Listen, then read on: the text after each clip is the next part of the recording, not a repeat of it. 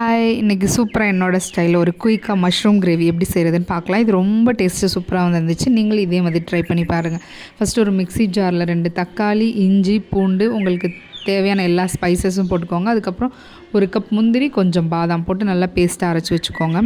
அதுக்கப்புறம் பார்த்திங்கன்னா கொஞ்சம் எண்ணெய் ஊற்றிட்டு, எண்ணெய் ஊற்றுனதுக்கப்புறம் கொஞ்சம் சோம்பு, அதுக்கப்புறம் பார்த்திங்கன்னா கொஞ்சோண்டு வெங்காயம், ஒரு 2 வெங்காயம் நான் கட் பண்ணி எடுத்து வச்சுருக்கேன். அதையும் போட்டு நல்லா வதக்குங்க.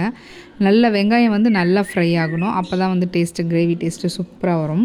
அதுக்கப்புறம் நல்லா வதக்குனதுக்கப்புறம் நம்ம கட் பண்ணி வச்சுருக்க மஷ்ரூம், நான் ஒரு பாக்கெட் மஷ்ரூம் எடுத்திருக்கேன். அதையும் நல்லா போட்டு வதக்கிடுங்க.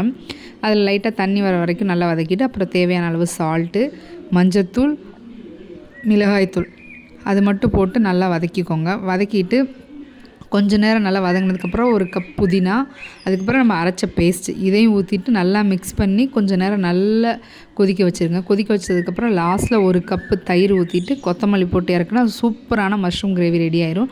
இதுக்கு நான் இன்றைக்கி பார்த்திங்கன்னா வெந்தயக்கீரை சப்பாத்தி ரெடி பண்ணேன். அது கூட சூப்பராக